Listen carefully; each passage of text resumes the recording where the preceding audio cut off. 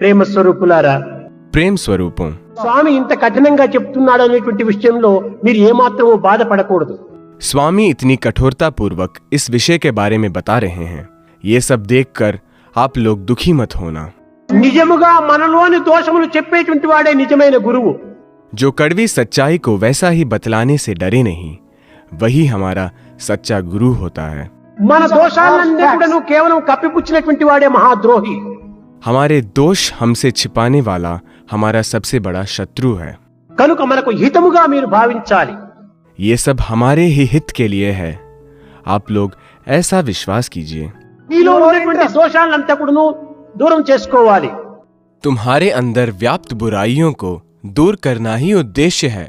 ఇంకా ముందైనా కూడాను దోషరహితమైనటువంటి చిత్తులు కావాలి. इसके बाद हमारा हृदय दोष रहित होना चाहिए।